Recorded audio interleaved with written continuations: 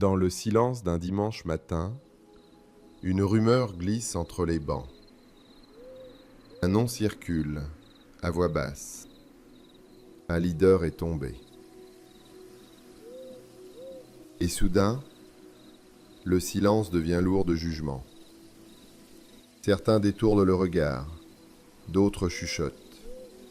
Quelques-uns en secret se réjouissent. Tu vois, lui aussi est comme nous, vulnérable, humain. Mais au fond, cette réaction révèle un double aveuglement. Car si le peuple juge si vite, c'est qu'on lui a trop longtemps présenté des hommes qu'on ne voyait jamais trembler. Nous avons appris à admirer nos leaders et eux, parfois, ont cru devoir mériter cette admiration. Alors le piège s'est refermé des deux côtés. Pendant des années, les chairs sont devenues des trônes, des lieux d'où l'on parle, comme si Dieu ne passait que par des voies sans faille. Et les fidèles, fascinés, ont appris à écouter sans questionner, à consommer le message, sans voir la croix invisible que portait celui qui parlait. Pourtant, la révélation ne descend jamais dans la gloire. Elle naît dans la poussière, dans la lutte, dans la nuit de l'âme. C'est là que Dieu parle.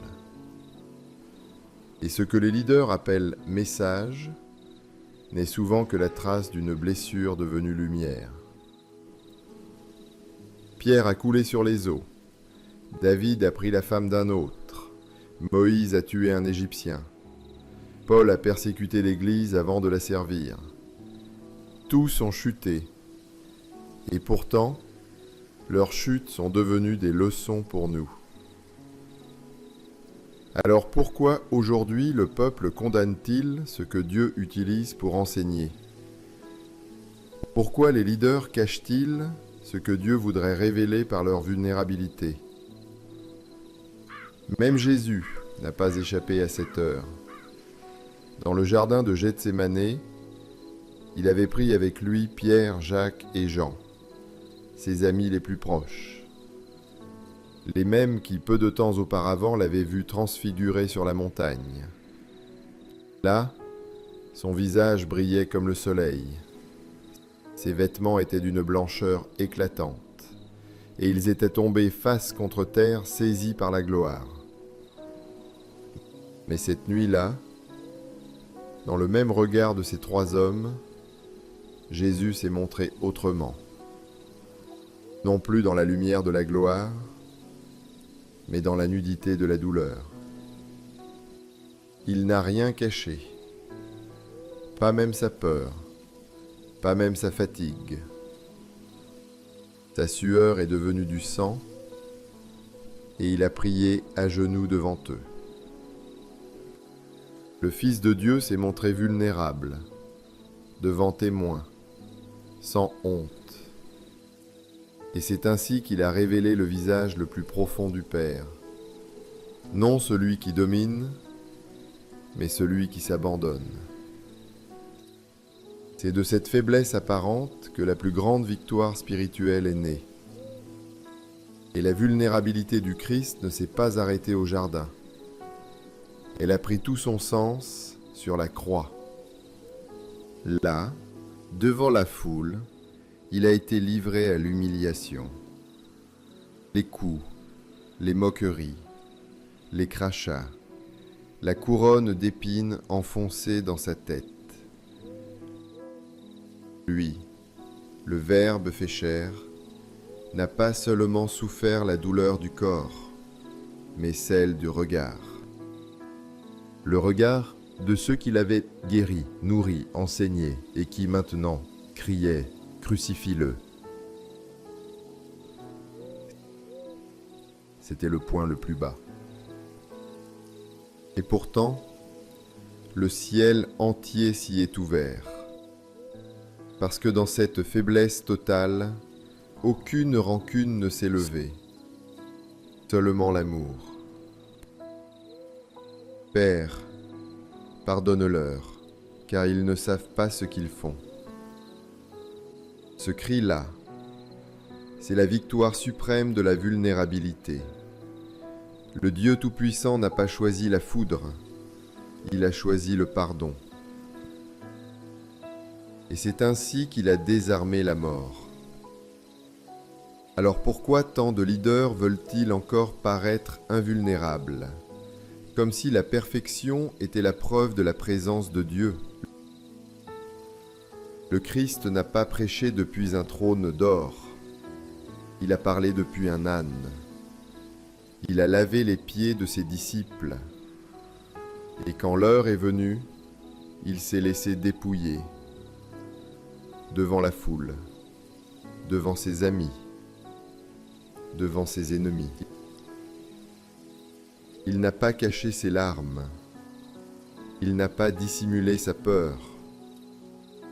Il n'a pas protégé son image. Et pourtant, c'est là, dans cette fragilité offerte, que la puissance du royaume s'est manifestée.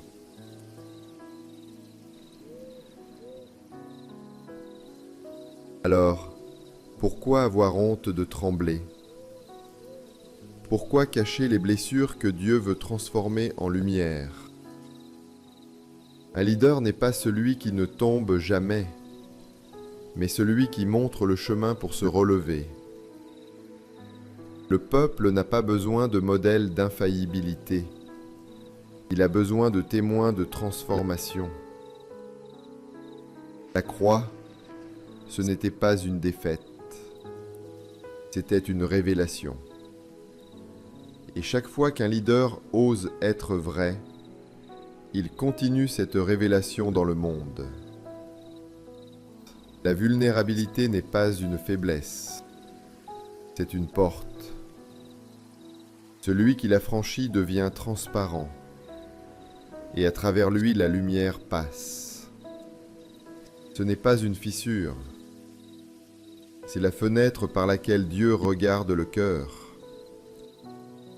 Imagine des assemblées où les leaders diraient « Moi aussi j'ai douté, moi aussi j'ai failli, moi aussi j'ai crié vers Dieu dans la nuit. » Ce jour-là, les fidèles cesseraient de juger. Ils commenceraient à compatir.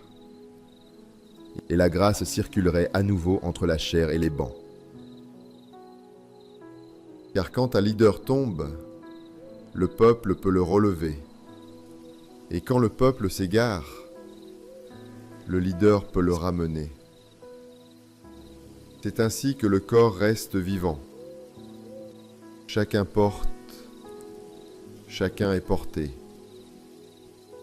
Le peuple n'a pas besoin de leaders parfaits. Il a besoin de leaders vrais, de bergers qui marchent devant, non pas sur des nuages, mais sur la poussière du chemin. Des hommes et des femmes capables de dire « Je tombe parfois, mais je me relève avec Dieu. »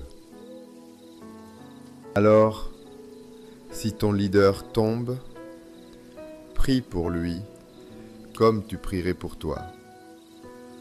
Car tôt ou tard, nous passons tous par la même poussière. La sainteté ne consiste pas à ne jamais tomber, mais à toujours se laisser relever par l'amour. Partager dans l'amour, à intégrer selon ton discernement.